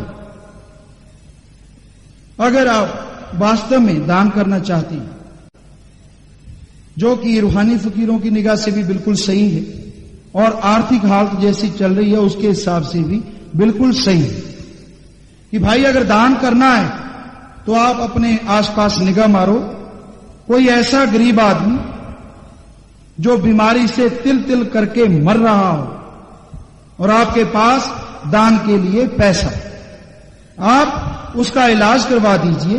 वो जो पैसा लगा कलयुग का बिल्कुल सच्चा दान है। आपके पास पैसा है दान के लिए। और कोई आदमी गरीब है, जमीन उसके पास थोड़ी बहुत है, या कोई दुकान है या मकान है, लेकिन बहुत गरीब है, तो आप जाइए उसे पैसा दीजिए। लेकिन सिर्फ पैसा नहीं, उसे उस जमीन पे बुआई कैसे करते हैं, बिजाई कैसे करते हैं, मेहनत करना सिखाइए। अगर सीधा ही दे देते हैं तो वो आपके आसरे बैठा रहेगा, नहीं, उसे मेहनत करने का तरीका बताइए। उस पे जो पैसा लगेगा वो कलयुग का सच्चा, बिल्कुल सच्चा दान है। दान करना है तो भाई कोई लाचार पशु तड़फ रहा है, पक्षी, इंसान, तो आप उसे भोजन दे दीजिए 2 समय का, प्यासे को पानी पिला दीजिए। ये कलयुग का बिल्कुल सच्चा दान। दान से नहीं रोकते, लेकिन करना कहां है वहां कीजिए। तो कई बार आप और जगह करते हैं, भाई उसका तो हम कुछ नहीं कहेंगे, लेकिन सच्चा यही दान है। तो भाई यही सच कि वो मालिक अंदर है, और उसे पाने के लिए ना ढोंग ना पाखंड की जरूरत है। जरूरत है तो प्रैक्टिकली अभ्यास में लाने उन शब्दों को, वर्णों को जिनको नाम कहा जाता है। हिंदू महापुरुष कहते हैं कलयुग में केवल नाम उद्धार। कलयुग में आत्मा का उद्धार होगा तो मालिक के सच्चे नाम से, जिसपे कोई दाम नहीं लगता। तुलसीदास जी कहते हैं ईश्वर नाम अमोल है, बिन दाम बिकाए। दाम वाले तो ठगी मार रहे हैं कि वो तो बिना दाम के बिकता है। और गुरु साहिबान इस नाम के बारे में फरमाते हैं, अब कलु आयो रे एक नाम बोवो बोवो, आन रुत नाही नाही मत भर्म भूलो भूलो। अब कलु आयो रे, अब कलयुग आ गया है भाई, एक नाम बोवो बोवो। इस शरीर रूपी धरती में कोई बीज पड़ के मालिक से मिला सकता है तो वो शब्द है नाम। आन रुत नाही नाही, और किसी चीज की ऋतु नहीं। मत भर्म भूलो भूलो, किसी भर्म बुलेके में मत रह जाना। तो यही शब्द के इस संतरे में बताया है, किया ना सौदा सच का है झूठे पे लगाया जी। नींद में सो रहा है सब कुछ खो रहा। कि भाई ये नींद में सो रहा है, ये क्या नींद नहीं जो इस तरह से खोए जा रहा है सब कुछ। तो भाई नींद में सो रहा, सब कुछ खो रहा, मिलेगा ये समा तुम्हें बार बार। तो भाई आपसे ज्यादा से ज्यादा और आधा पौन घंटा और लेंगे, इतना ज्यादा नहीं, लेकिन ये कलयुग है। आप तो बड़े प्रेम से बैठे हैं, लेकिन आमतौर पे कई बार क्या होता है, सत्संग के मामले में, वैसे सर्कस है, सिनेमा है, मेला है, मुजरा, पार्टी, क्लब, वहां 4 घंटे लगेंगे तो कोई हर्ज नहीं। एक उठने लगता, दूसरा कहता बैठ जा, ये वाला चीज चली गई तो मजा किरकिरा हो जाएगा, बैठ जा, तो वो बैठ जाता है। लेकिन प्रभु का नाम, ये कलयुग की निशानी बता रहे हैं, मालिक का नाम यहां लिया जाता।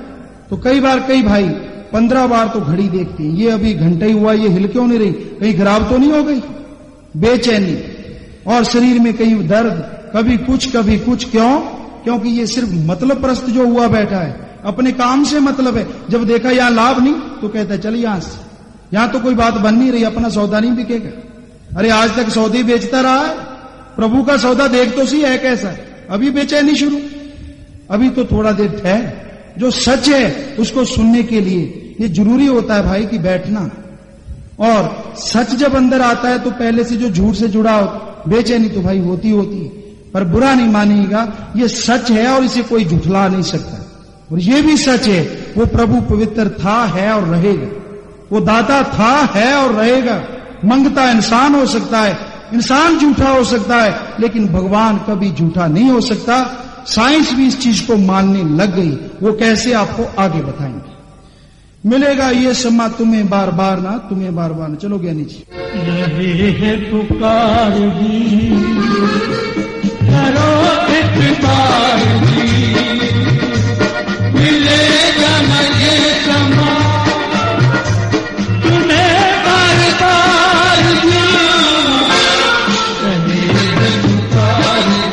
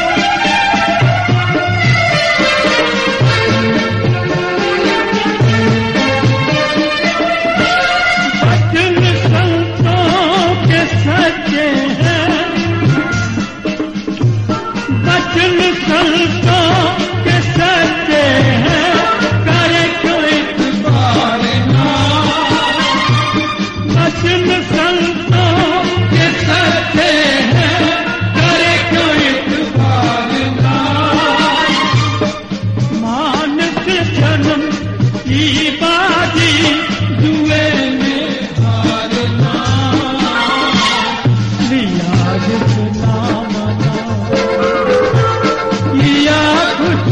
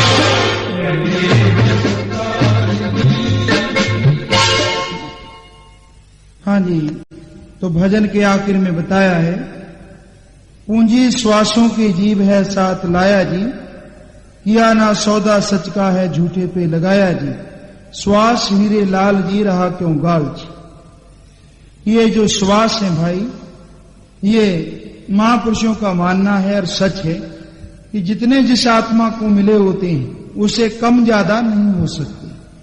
फकीर बताते हैं, महापुरुष बताते हैं इस बारे में, दाल दम जे शाह तो लय गिनके अंत मंगना ओ से हिसाब बंदे, तदों शाह नु की जवाब देसें कीते जिस दे दम खराब बंदे, सुने मूल ना फेर पुकार कोई जदों करनगे पकड़ कबाब बंदे, बिशन दास ना दमा दा कदर कीता ताही पाम दा सख्त अजाब बंदे। हाँ जी, तो ये श्वासों की बात पे कई बार कई भाई ने ऐसा कहा कि महाराज जी जो ऑक्सीजन देते हैं तो वो एक्स्ट्रा श्वास ही होते हैं अलग से, तो क्या वो अलग से नहीं होते? आप कह देते हैं श्वास घट नहीं सकते। तो भाई डॉक्टर साहबान तो जानते हैं, लेकिन अगर वास्तव में वो अलग से श्वास मिल रहे होते हैं तो फिर अमीर आदमी तो मरता ही ना, जो अरबोंपति, वो तो ड्रम ले आता ऑक्सीजन के और अपने नाक में नलकी लगाए रखता, इस दुनिया से जाता ही ना। वो क्यों चले जाते? तिल बदे नराई घटे जो लिखती करतार, प्रभु मालिक ने जो लिख दी, तिल के दाने जितनी बढ़ नहीं सकती और राई के दाने जितनी आयु कम नहीं हो सकती, वो रहमत कर दे तो बात अलग है, उसके लिए कुछ भी असंभव नहीं है।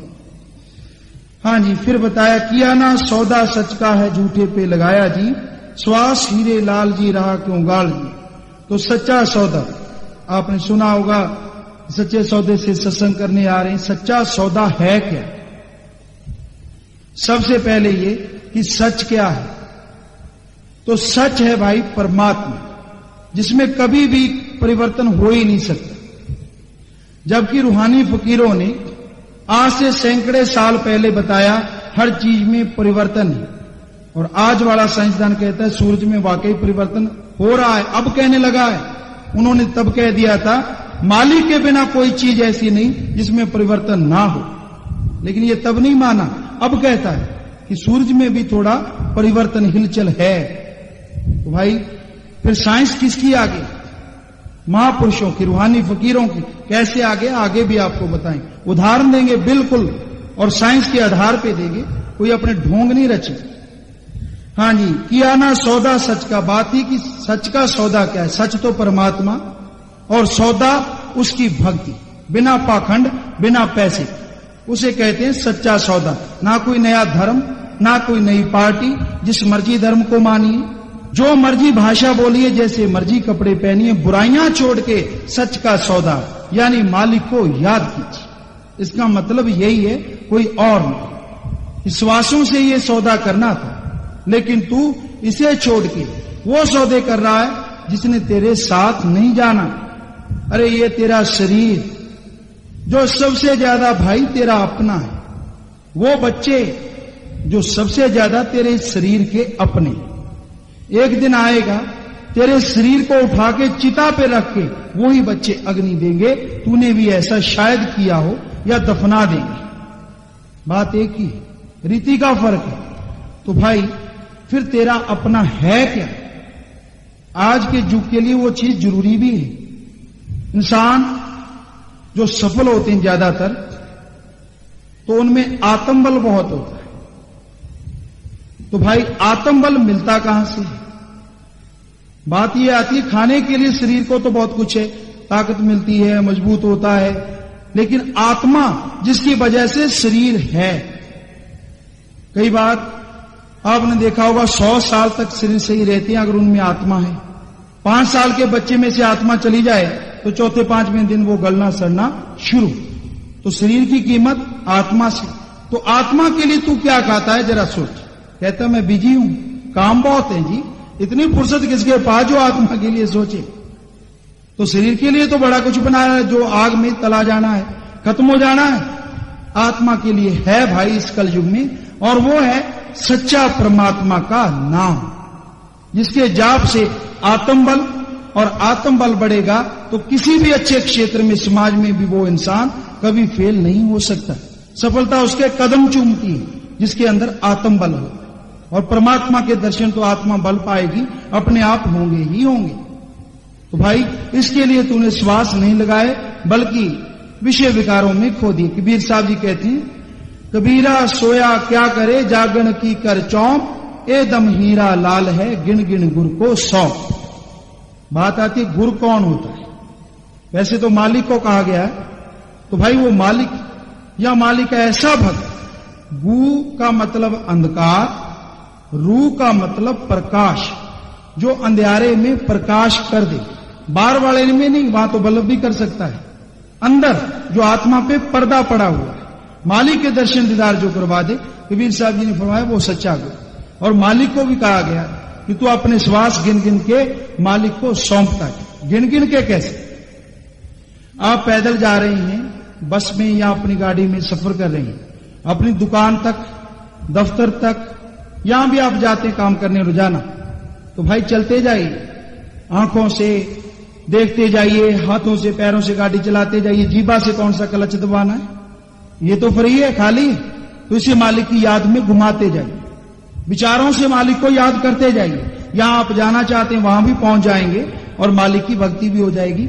आपका बिजीपन है वो भी खराब नहीं किया, लगे रहिए, लेकिन साथ में मालिक की याद भी हो गई।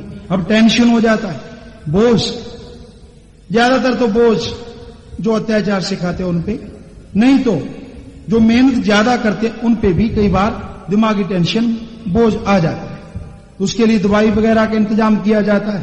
तो भाई लोगों के जो अनुभव है, लाखों लोगों के, उनके आधार पर आपको बताते हैं कि जब टेंशन आदि होता है, इंसान थोड़ा ठंडा पानी पिए और वो मालिक के शब्द जिन्हें नाम कहा जाता है उन्हें दोहराए अंदर ही अंदर, तो 10 मिनट बैठ जाए अगर ये, तो इसकी वो टेंशन है, वो बोझ है, बिल्कुल दूर हो जाएगी। नींद नहीं आती, दवाइयां लेते हैं लोग, वैसे ज्यादातर नींद उन्हें नहीं आती जो दूसरों पे अत्याचार करते हैं।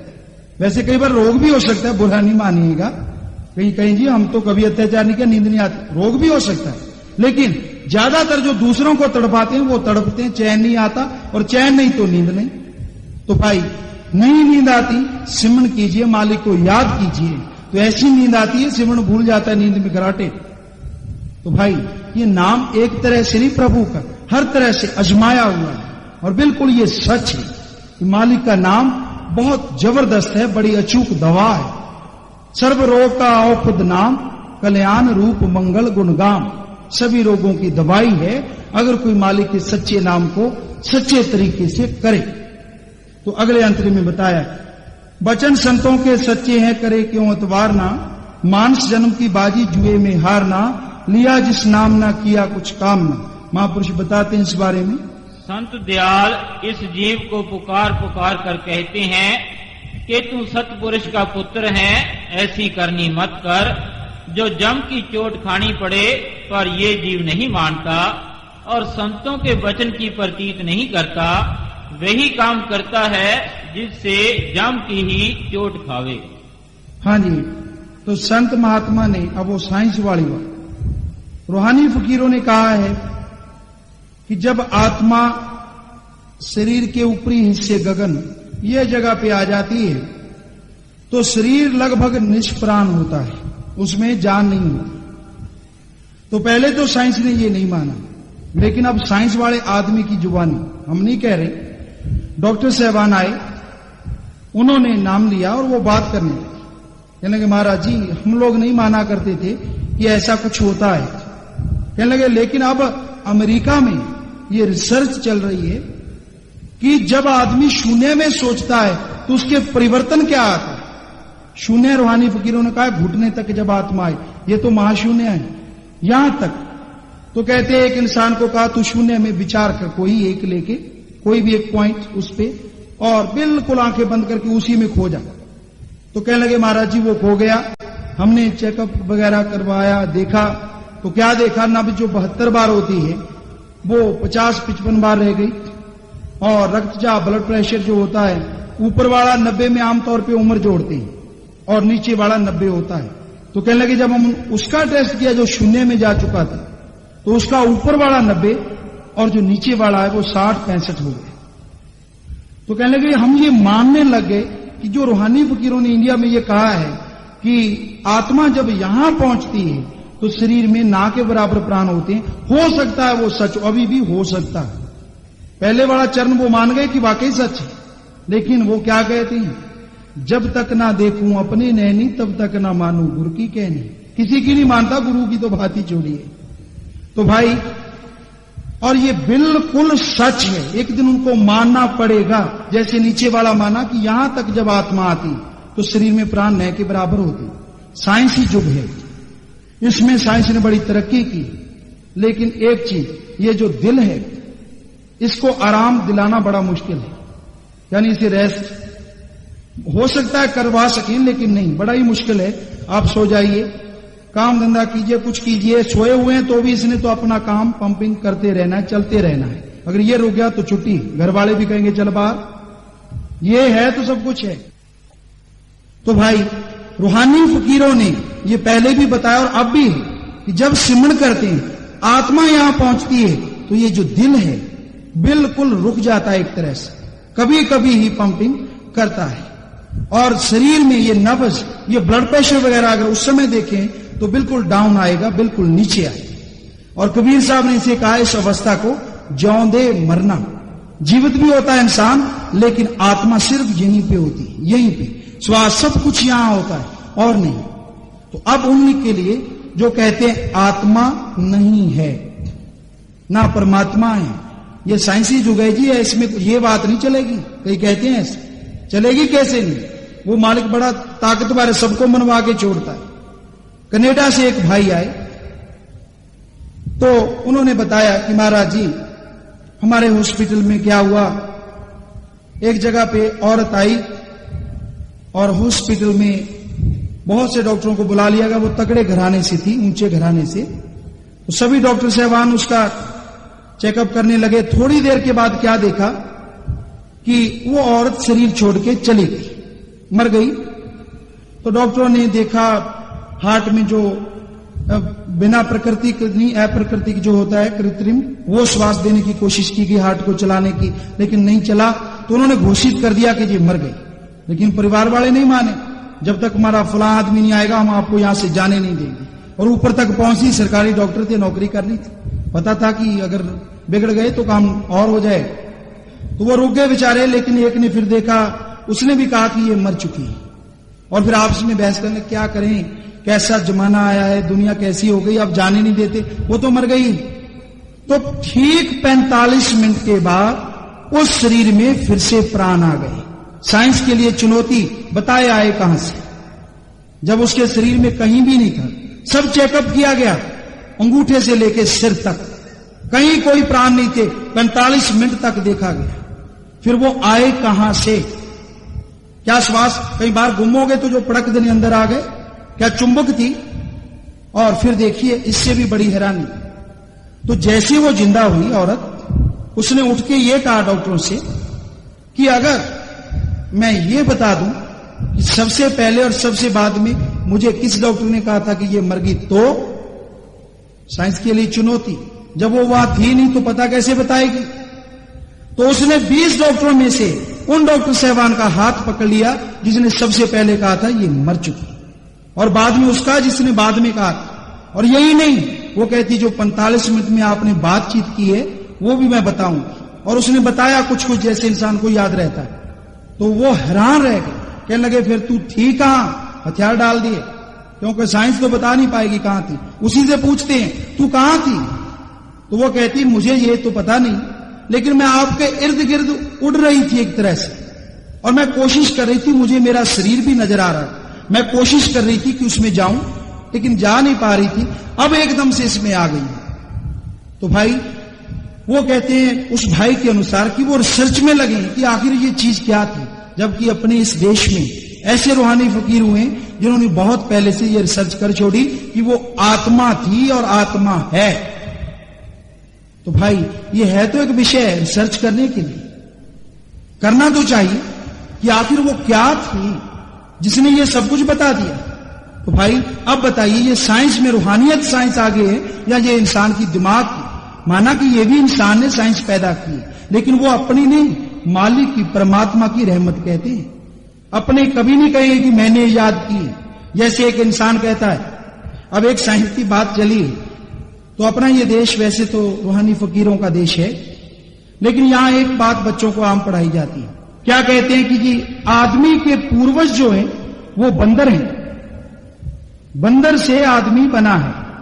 साइंस की थ्योरी ये कहती है, चलो अपने इस बारे में कुछ नहीं कहते, लेकिन जो साइंसदान ये मानते हैं तो उनके जो बेटे हैं उनसे ले लिए जाएं, और अपने देश में आपको पता है जिनके संतान नहीं होती उन्हें दुख होता है, तो उनसे बेटे लेके वो बच्चे तो दे दिए जाएं निसंतान दंपति को, और उन साइंसदानों को एक एक बूढ़ा बंदर दे दिया जाए, ये लीजिए और सारी जायदाद इसके नाम करवा दो, क्योंकि इसकी पूंछ झड़ेगी आदमी तो बनेगा, आपकी साइंस कहती है।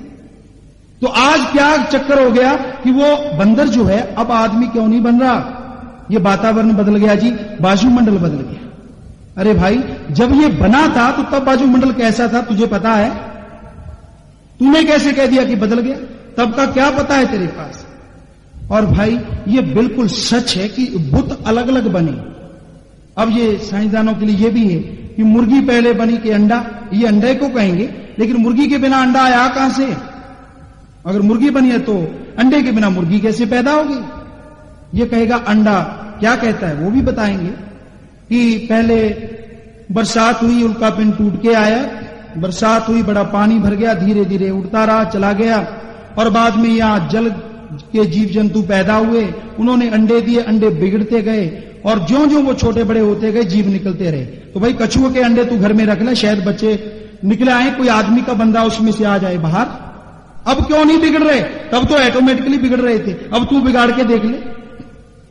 लेकिन नहीं, कोई जवाब नहीं है इस बात का कि ये आखिर कैसे हुआ सब कुछ। और रूहानी फकीर कहते हैं कि अव्वल अल्लाह नूर उपाया कुदरत के सब बंदे, एक नूर ते सब जग उपजा कौन भले कौन मंदे। अव्वल सबसे पहले अल्लाह, गुरु साहबानों की वाणी में है ये, लेकिन उन्हें अल्लाह शब्द रहने दिया क्योंकि वो सर्वत का भला चाहते थे, किसी एक का नहीं। भक्तों की वाणी में अव्वल सबसे पहले अल्लाह मालिक परमात्मा ने अपने आप को एक नूर के रूप में पैदा किया, और उसी की नूर से निकली हुई वो किरणें जो आप में अंदर हैं आपके, उसे आत्मा कहा जाए। उसी से सारा संसार बना, बुत बने, अलग अलग बने, चाहे कितने भी बने, बाद में उनकी जनन क्रिया चलती रही। तो भाई कुदरत के सब बंदे, एक नूर ते सब जग उपजा कौन भले कौन मंदे। जब सब एक से बन के आए तो किसी को बुरा क्यों कहता है, अच्छा क्यों कहता है? भाई तू जिसको अच्छा कह रहा है तो उसका फेस देख के, चेहरा देख के, उसने अपनी निजी जिंदगी में क्या गुल खिलाए हैं तुझे क्या पता? और जिसे तू बुरा कहता है तो बुरा कहने से पहले जरा अपने गिरेबान में देख, क्या तूने कभी कोई बुरा काम नहीं किया? अपनी हरकतों से, अपने विचारों से अगर किया है तो पहले अपने वाली बुराइयां साफ कर, किसी को बुरा मत कह। और वैसे देखा जाए तो इंसान से जानवर कई मायनों में बेहतर है। कैसे? खाता इंसान है, जानवर भी खाते हैं। फर्क, इंसान जानवरों को खा जाता है, जबकि जानवर ऐसा नहीं करते, पहल नहीं करते। शेर सामने से आ रहा है, आदमी सामने से जा रहा है, अजमाई हुई बात, डर जाए तो बात अलग है, ना डरे तो वो आदमखोर ना हो। शेर सामने जा रहा है तो शेर भाई उसे रास्ता छोड़ के और तरफ हो जाएगा। इतना आदमी से डरते हैं प्राणी। शायद उनके माँ बाप बताते होंगे कि ये जो दो टांगों वाला है इससे बच के रहना, लातों वाले से, ये बहुत खतरनाक जीव है, वरना उसे क्या पता। हाँ, जब उसे छेड़ देते हैं, कोई गोली मार दी, घायल कर दिया, तो वो जब एक बार आदमखोर हो गया, एक बार मार लिया, वो सोचते हैं इसमें तो कुछ भी नहीं, जब मर्जी झपट लूं, तो वो आदमखोर होता है। पहले पहल नहीं करता। सांप है, आश्रम में क्या जहां भी जाते बहुत जगह मिलती है, तो जैसे आदमी की आवाज सुनी दूसरी तरफ रास्ता कर लेते। हाँ, उसे कोई ऊपर पैर रख दे तो भाई बचाव के लिए करेगा ही करेगा, वरना वैसे नहीं वो करता।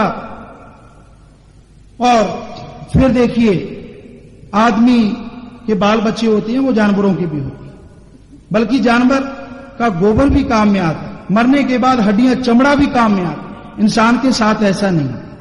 पर शायद कोई बुद्धिजीवी भाई कहे, महाराज जी इंसान चंद्रमा पे पहुंच गया, मंगल ग्रह पे जाने की, सूर्य तक पहुंचने की सोच रहा है, तो क्या जानवर ऐसा कर लेगा?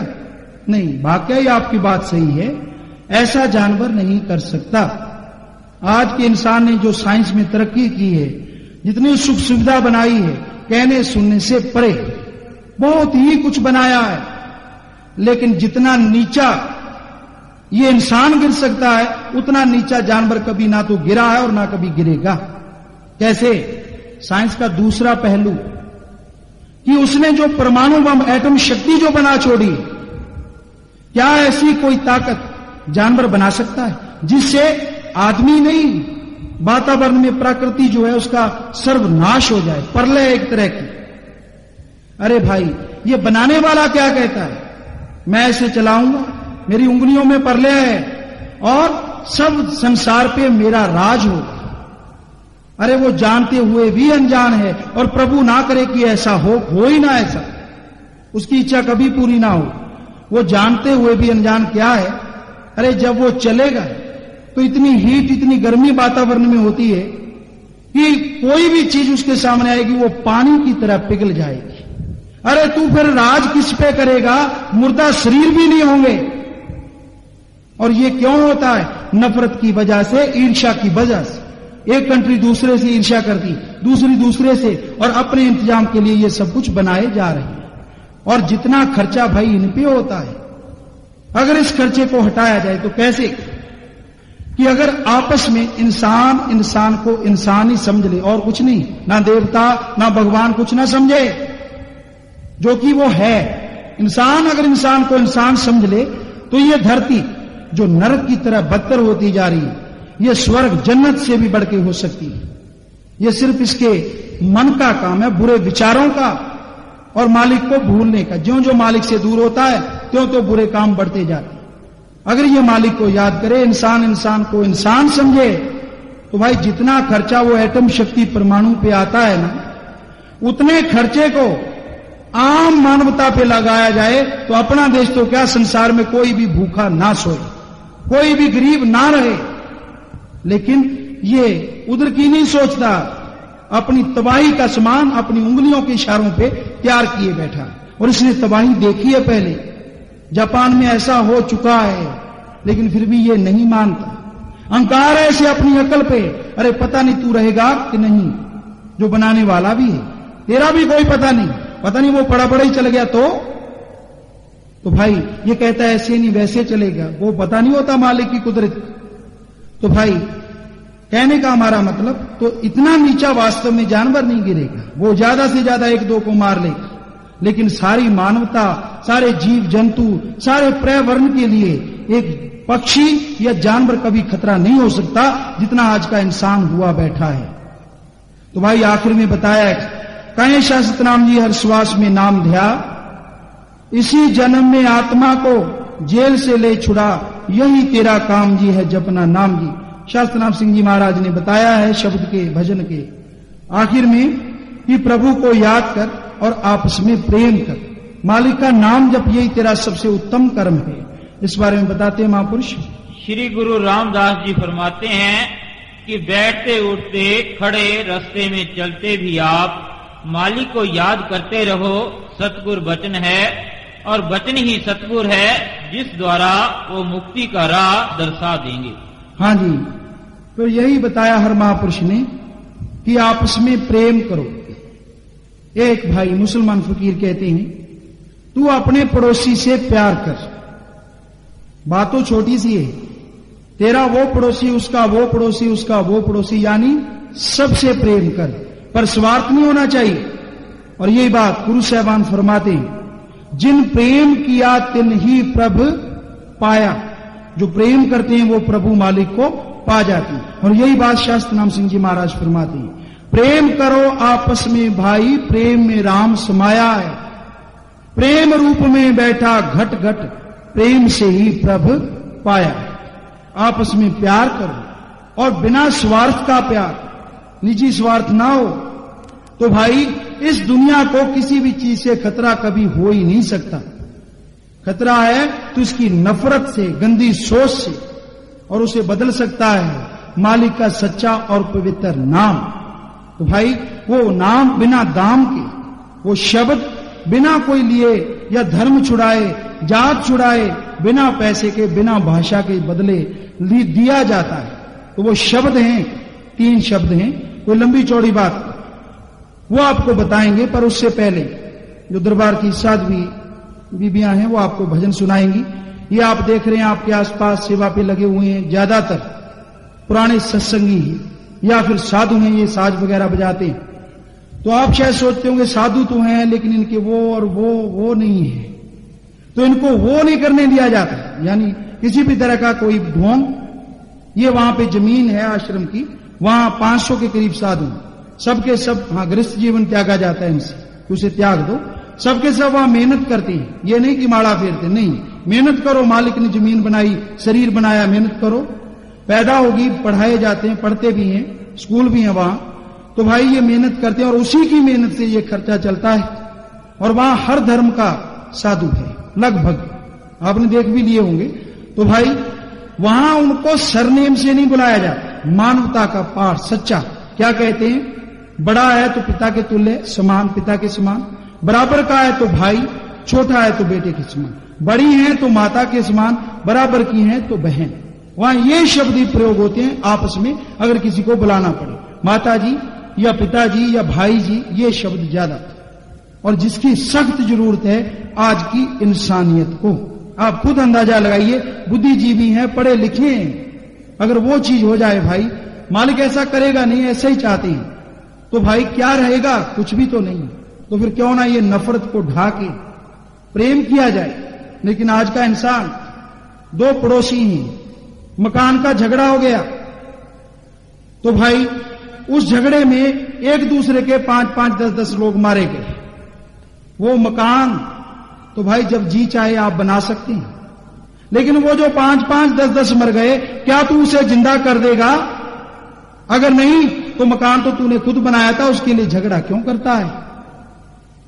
अरे भाई उसके लिए झगड़ा करता है जिसको बना सकता है, और उसे मारता है जिसको तू बना नहीं सकता, जिसमें दोबारा जान तू नहीं डाल सकता। तो फिर ये झगड़ा नफरत क्यों? इंसान की उल्टी सोच तबाही का कारण जो बनती जा रही, और ये तभी सुधरेगी जब ये मालिक का नाम ले, और बिना पाखंड के, बिना ढोंग के, बिना दिखावे के, बिल्कुल सच्चा जो नाम है, वर्ड्स हैं, उनका जाप करें, ताकि इसकी बर्दाश्त शक्ति बढ़े थोड़ी सी, और बर्दाश्त बढ़ेगी तो अपने आप प्रेम पैदा हो जाएगा। और मालिक का नाम के लिए ये तो जरूरी है भाई कि अक्षर ज्ञान तो हर एक को होना ही चाहिए, क्योंकि उसके बिना तो मालिक का ज्ञान भी नहीं आएगा। पढ़ेगा कैसे? मालिक की बात कैसे सुनेगा? पढ़ेगा कैसे उसे? तो भाई ये भी जरूरी है इस कलयुग में। हाँ जी।